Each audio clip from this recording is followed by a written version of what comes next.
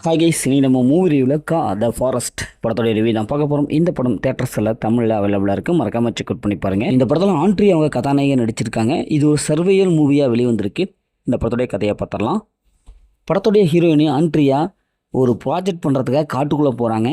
இந்த ப்ராஜெக்ட் மிகவும் வேல்யூவான ப்ராஜெக்ட். அதனால் அவங்க அப்படியே போகிறாங்க, போயிட்டே இருக்காங்க. ஒரு இடத்துல நிறைய பிரச்சனைகள் வருது, சம்பவம்லாம் வருது. அதனால் அவங்க நிறைய இடத்துல மாட்டிக்கிறாங்க.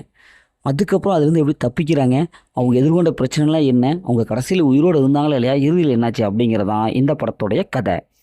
படத்துடைய பாசிட்டிவ் பார்த்தாவே ஆண்ட்ரி அவங்களுடைய ஆக்டிங் நல்லாவே இருக்குது. இந்த படத்துடைய ஒளிப்பதிவு சினிமோட்டோகிராஃபிக்ஸ் வேறு லெவலில் இருக்குது. ஏன்னா காட்டையும் அதனையும் சார்ந்த இடங்களும் நல்லா அழகாக காமிச்சிருக்காங்க. அதுவும் பிஜிஎம்மு நல்லாவே இருக்குது. ஏன்னா காட்டில் அந்த சவுண்டை வச்சே பிஜிஎம் நல்லாவே பயமுறுத்துறாங்க.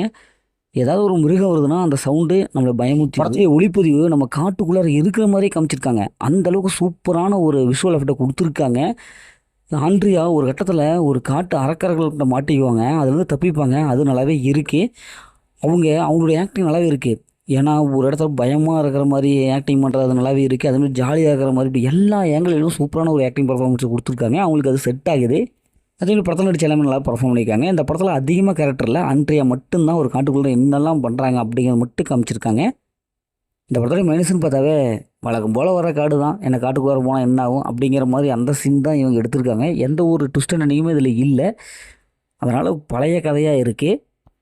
அதேமாரி படத்தோடைய மைய கருத்து என்னென்னா, இந்த காடுகளுக்கெல்லாம் எதிரி மனிதன் தான் அப்படிங்கிற பழைய பஞ்சாங்கத்தையே இந்த படத்துலையும் டேரக்டர் சொல்லியிருக்காரு. அது கொஞ்சம் போர் அடிக்கிற மாதிரி இருக்குது. ஃபஸ்ட் ஹாஃபில் ரொம்ப ஸ்லோவாக போகுது, ஸ்க்ரீனில் ரொம்ப மெதுவாக போகுது, உருந்துட்டு போகுது கூட சொல்லலாம். இவங்க நல்ல ஒரு ஸ்க்ரீன் ப்ளே கொடுத்துருக்கலாம். நல்லா ஃபாஸ்ட்டான ஒரு ஸ்க்ரீன் ப்ளே கொடுத்து ட்விஸ்ட் அண்ட் கொடுத்துருந்தாலும் படம் வந்து நல்லாவே வந்திருக்கும். இந்த படத்தில் அந்த மாதிரி சீன்ஸில் எதுவுமே இல்லை, ஃபேமிலியோட பார்க்கலாம். மொத்தம் அந்த படம் அப்படி சூப்பராக சொன்னாங்க. இந்த படம் ஒரு ஒன் டைம் வாட்சபிள் தான் நான் சொல்கிறேன். ஓகே, சேம் அடுத்த ஒரு புதிய மூவியில் சந்திப்போம்.